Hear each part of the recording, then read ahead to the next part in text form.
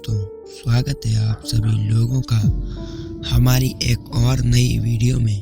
दोस्तों, आज मैं आप सभी लोगों को एक ऐसी कहानी सुनाने जा रहा हूँ जिसे सुनकर आपके होश उड़ने वाले हैं और आपकी रूह कांपने वाली है।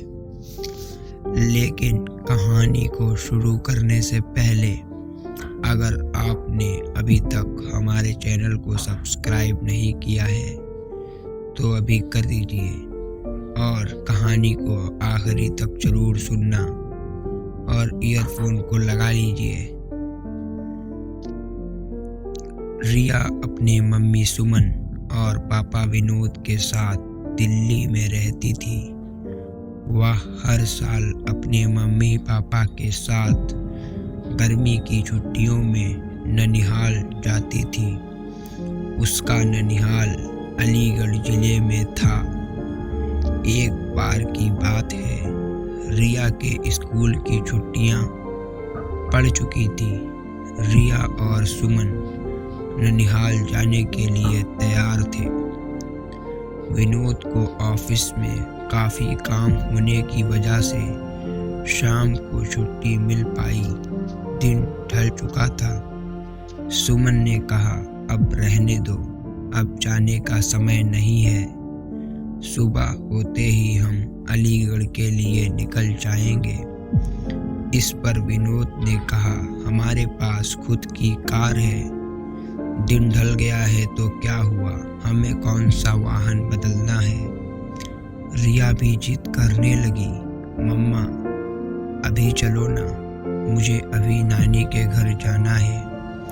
रिया और विनोद के बहुत जिद करने पर सुमन जाने के लिए तैयार हो गई थी, लेकिन अंदर ही अंदर ना जाने क्यों उसका मन घबरा रहा था। अब रात हो चुकी थी और इन लोगों की गाड़ी सड़क पर चले जा रही थी। रात की वजह से सड़क पर वाहनों का आना जाना कम हो गया था। विनोद कार चला रहा था। सुमन और रिया पीछे की सीट पर बैठे थे। जिस गांव में उन्हें जाना था वह गांव अलीगढ़ से करीब 20 किलोमीटर आगे था। वह लोग अलीगढ़ पहुंच चुके थे। आगे का रास्ता कच्चा और सुनसान था। वहां कोई आता जाता भी नहीं दिख रहा था। गाड़ी अब कच्चे रास्ते पर चले जा रही थी। थोड़ी ही दूर चलने पर गाड़ी अचानक रुक गई। रिया ने पापा से कहा, पापा क्या हुआ, गाड़ी अचानक बंद कैसे हो गई। विनोद ने कहा, पता नहीं बेटा, उतर कर देखता हूँ। सुमन ने कहा, जल्दी देखिए और यहाँ से चलिए, कितना सुनसान रास्ता है, मुझे कुछ ठीक नहीं लग रहा है। कार से उतरकर विनोद ने गाड़ी के बोनट को खोलकर देखा, लेकिन गाड़ी में कहीं कोई भी कमी नहीं दिखी। वह कार के अंदर आकर बैठ गया और कुछ सोचने लगा। तभी सुमन ने कहा, क्या हुआ, चलिए ना। विनोद अभी भी कुछ सोच रहा था। फिर सुमन ने रिया के पापा के कंधे को पकड़कर जोर से हिलाया और कहा, क्या हुआ, क्या सोचने लगे। मैं कह रही हूँ चलिए यहाँ से, मुझे बहुत अजीब सा महसूस हो रहा है। एक तो सुनसान रास्ता, ऊपर से रात, जल्दी चलिए। तब विनोद ने कहा, मैं ये सोच रहा हूँ कि गाड़ी में कोई खराबी नहीं है। फिर गाड़ी क्यों रुक गई। देखिए, क्या पता गाड़ी स्टार्ट हो जाए। तब विनोद ने गाड़ी स्टार्ट करने के लिए चाबी घुमाई और गाड़ी स्टार्ट हो गई।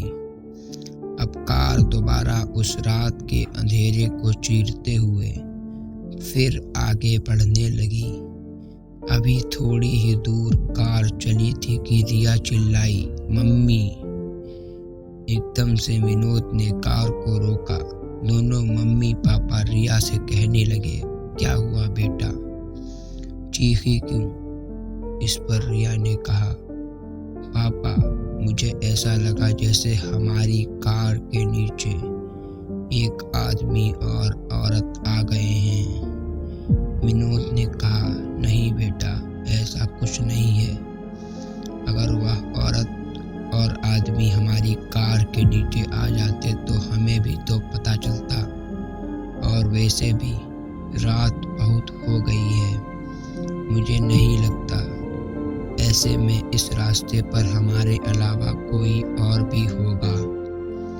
रिया की आंखें डर से फटी हुई थी और वह कह रही थी, नहीं पापा, ट्रस्ट मी, मैंने देखा उन आदमी औरत को।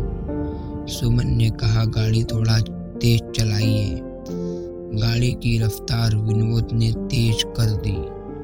तभी कार के शीशे में विनोद को एक डरावना चेहरा दिखाई दिया। उस डरावने चेहरे को देखते ही विनोद का हाथ स्टीयरिंग से छूटा और गाड़ी का बैलेंस बिगड़ने लगा और गाड़ी इधर उधर चलने लगी। जैसे तैसे करके विनोद ने अपने आप को और गाड़ी को संभाला।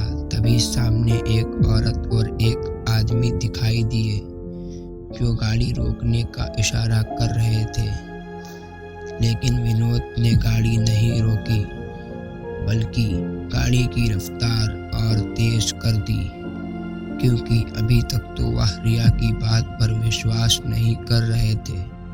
और अचानक से उन दोनों आदमी औरत का ऐसे कार के सामने आना और लिफ्ट मांगना सुमन और विनोद को डर से भर देने के लिए काफी था। विनोद तो पसीने से लथपथ गाड़ी को अंधाधुंध रफ्तार में भगाए जा रहा था। तभी ये क्या, वह औरत और आदमी जिनको विनोद ने पीछे छोड़ा था फिर सामने खड़े थे और गाड़ी रोकने का इशारा कर रहे थे। अब तो उन तीनों की जान मुंह को आ गई थी। अचानक सुमन का फोन बजा। हेलो, कौन? दूसरी तरफ से सुमन का भाई अर्जुन बोल रहा था, हेलो दीदी, कैसी हैं आप? सुमन ने कहा, भैया कुछ ठीक नहीं है, इस रास्ते पर बहुत गड़बड़ है। और सुमन ने उन दोनों आदमी औरत के बारे में अर्जुन को बताया। तब अर्जुन ने कहा, दीदी आप चिंता मत करो, मैं अभी आता हूँ। और 10-15 मिनट बाद ही अर्जुन वहाँ रास्ते पर खड़ा था।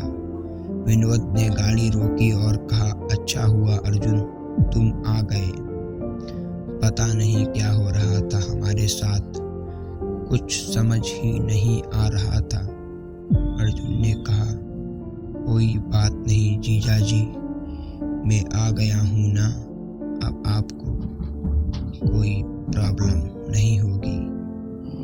अर्जुन भी अब कार में बैठा और कार घर की तरफ चल दी। अब तो मानो जैसे सुमन, विनोद और रिया का डर अर्जुन के आ जाने से हवा हो गया था। आप सब लोग घर पहुंच चुके थे। अर्जुन ने कहा, लाइए जीजा जी, कार की चाबी मुझे दीजिए, मैं पार्क करके आता हूँ, आप अंदर जाइए। विनोद ने कहा, ठीक है, और चाबी अर्जुन को दे दी। जैसे ही रिया और उसके मम्मी पापा ने घर में इंटर किया, तीनों चौंक पड़े। घर में सब लोग रो रहे थे और सामने किसी की लाश पड़ी थी। यह देख सुमन और विनोद तंग थे कि क्या हुआ है घर में, और हमें अर्जुन ने कुछ नहीं बताया। सुमन की माँ ने रोते हुए सुमन से कहा, बेटा तेरा भाई अर्जुन अब इस दुनिया में नहीं रहा। इतना सुनते ही विनोद, सुमन और रिया के पैरों तले जमीन खिसक गई। सुमन को विश्वास ही नहीं हो रहा था, क्योंकि जो भाई घर के बाहर तक उसके साथ था। घर में उसकी लाश पड़ी हुई थी, यह देखने के लिए कि कहीं यह मेरा वहम तो नहीं। सुमन ने अर्जुन के चेहरे से कफन हटाया। हाँ, ये सच था। सामने जो लाश पड़ी थी वह अर्जुन की ही थी। सुमन के पिता ने बताया कि रात 9 बजे अर्जुन अपनी बाइक से घर आ रहा था। तभी उसकी बाइक को एक ट्रक ने जोरदार टक्कर मारी, जिससे उसके सर में चोट आई और मौके पर ही उसकी मौत हो गई। अगर अर्जुन मर चुका था तो जो बाहर था वह कौन था? ये सवाल उन तीनों के मन में घूमने लगा। दोस्तों, कभी कभी ऐसा होता है कि हमारे अपने हमसे दूर जाने के बाद भी किसी न किसी वजह से जुड़े रह जाते हैं। जैसे घर के किसी सदस्य में मरने वाले का हद से ज़्यादा प्रेम, या और भी बहुत सारी वजह हो सकती हैं। इस कहानी के बारे में अपनी राय देना ना भूलें, और अगर आपको ये कहानी पसंद आई हो तो हमें सब्सक्राइब ज़रूर कर लें। मैं फिर लौटूंगा ऐसी ही कहानी के साथ। तब तक आप अपना ख्याल रखें। धन्यवाद।